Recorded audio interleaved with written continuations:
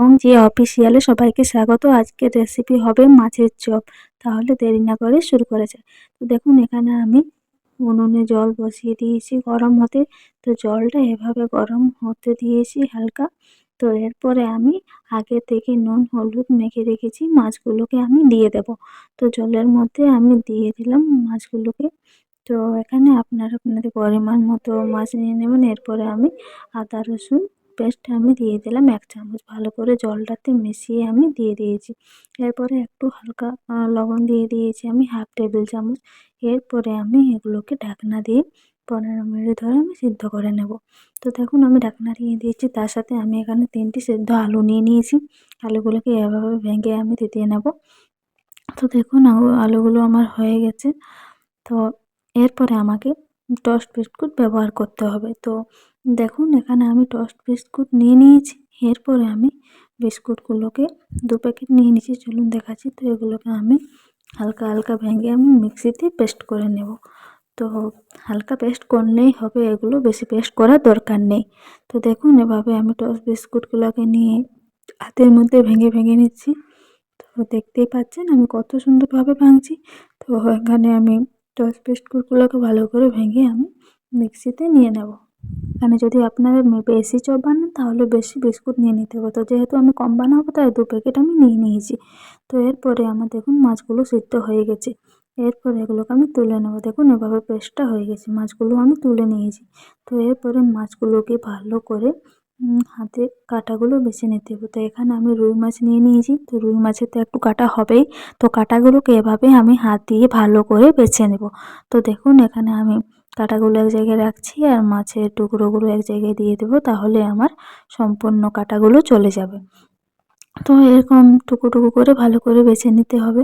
ভালো করে যাতে কাঁটা না চলে যায় বাছানো অংশে। তো এভাবে ধীরে ধীরে বেছে নেবেন, তাড়াহুড়ো করার কোনোটাতে দরকার নেই। তো দেখুন এভাবে যে হালকা হাতে চেপে চেপে দেখে নেবেন।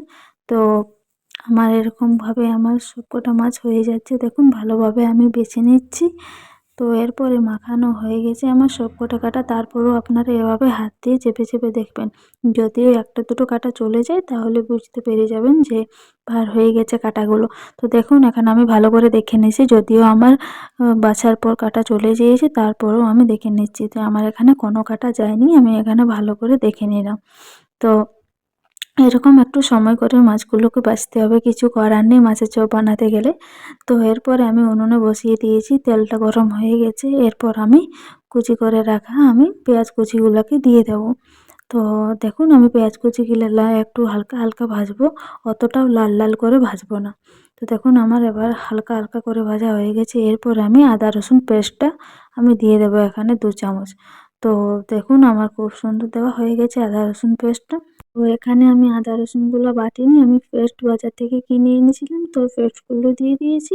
তো এরপর আমি নেড়ে চেড়ে একটু গন্ধটা গুছিয়ে নেব। তো দেখুন এভাবে আমার হয়ে গেছে। খুন্তিতে ভালো করে নাড়ানাড়ি করে এরপরে পরিমাণ মতো আমি 1/2 চামচ হলুদ দিয়ে দিলাম। এরপরে আমি দিয়ে দেব বাকি মশলাগুলো এক এক করে সবকটা মশলা। তো এরপরে আমি ধনে গুঁড়ো 1/2 চামচ দিয়ে দিলাম। তো এরপর জিরে গুঁড়ো 1/2 চামচ দিয়ে দিলাম। এরপরে আমার সমস্ত মশলাগুলো আমার দেওয়া হয়ে গেল। তো দেখুন এখানে আপনারা লঙ্কার গুঁড়ো দিয়ে দিতে পারেন যদি ঝাল খেতে পছন্দ করেন। তো আমি যেহেতু ঝাল খেতে পছন্দ করি না তাই আমি লঙ্কার গুঁড়ো দিচ্ছি না। আমি এখানে কাশ্মীরি রেড চিল্লি কালারের জন্য আমি দিয়ে দিলাম 1/2 টেবিল চামচ। তো এখানে আমার দেওয়া হয়ে গেছে। এরপরে আলু মাখাটা আমি দিয়ে দেব।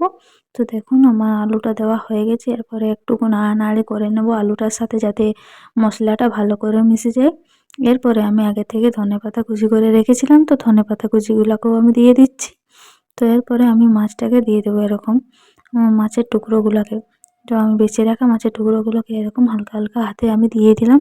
এরপরে মাছের টুকরো আলু সবকটাকে একসাথে আমি নাড়ানাড়ি করে ভাজা ভাজা একটু হালকা হালকা করে নেব। তো দেখুন এটা ভাজা হতে হতে আমি এখানে ময়দা নিয়ে নিয়েছি। এখানে আমি 3 চামচ মতো ময়দা নিয়ে নিয়েছি। আর এবার পরিমাণ মতো আমি হালকা এবার লবণ দিয়ে দেব। তো ময়দাটার সাথে আমার লবণ দেওয়া হয়ে গেছে। এরপরে আমাকে গোলমরিচের গুঁড়ো আমাকে নিয়ে নিতে হবে 1/2 চামচ। তো এখানে আমি 1/2 চামচই নিয়ে নিয়েছি গোলমরিচের গুঁড়ো। তো এরপর আমাকে বেকিং পাউডার আমাকে নিতে হয়েছে 1/2 চামচ। তো দেখুন এখানে আমি 1/2 টেবিল চামচ নিয়ে নিয়েছি। এরপরে নর্মাল জল দিয়ে ঠান্ডা জল দিয়ে আমি এখানে মেখে নিচ্ছি ভালো করে এরকম গলা গলা করে। তো দেখুন এরকম আমার হয়ে গেছে। এরপরে আলুটা ওইদিকে রেডি হয়ে গেছে মাছের। তো এরপরে হালকা 1 চামচ মতন উপর থেকে বেসন দিয়ে দিলাম। এরপরে বেসনটা দিয়ে আমি ভালো করে মেখে নেব। তো এরপরে আপনারা এটা চপের সাইজ মতো চপের মতো গোল গোলও করতে পারেন, আবার এরকম লম্বা লম্বা করতে পারেন। তো এখানে আমি গোল গোল করিনি, দেখতেই পাচ্ছেন যে এখানে আমি লম্বা লম্বা করে নিয়েছি। এরপরে টোস্ট বিস্কুটের গুঁড়োটাতে ভালো করে এরকম হাত দিয়ে মেখে নিয়েছি।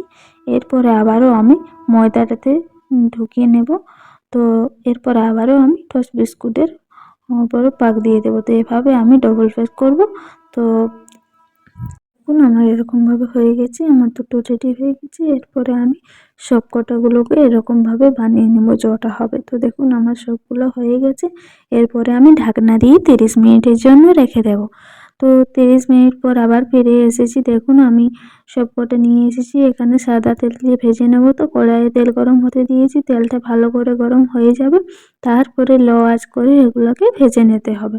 তো দেখুন আমি সবগুলো এক এক করে দিয়ে দিচ্ছি। তো এভাবেই দেবেন, এগুলোতে যেহেতু নরম হয় তাই হালকাভাবে দিতে হবে যাতে না করে ভেঙে যায়। তবু আমার ভেঙে গেছে ভাজা ভাজা করতে। তো দেখুন আমি সবকটা কড়াইতে দিয়ে দিলাম। এরপরে আমি একটু ফুটবে, তারপরে একটু করে নাড়ানাড়ি করে নেব। তো আমার এখন হয়নি এখন তেলটাতে। তো ভালো করে যখন এক সাইডে হয়ে যাবে তখন আবার অন্য সাইডে ওলট পালট করে আমাকে এরকম দেখুন লাল লাল হয়ে গেছে, এরকম লাল লাল করে আমাকে ভেজে নিতে হবে। তো এরপরে আমি তুলে নেব, আমার হয়ে গেছে লাল লাল। তো দেখতেই পাচ্ছেন বন্ধুরা মাছের চপগুলো কত সুন্দর হয়েছে। ভালো লাগলে অবশ্যই একটা লাইক করে দেবেন।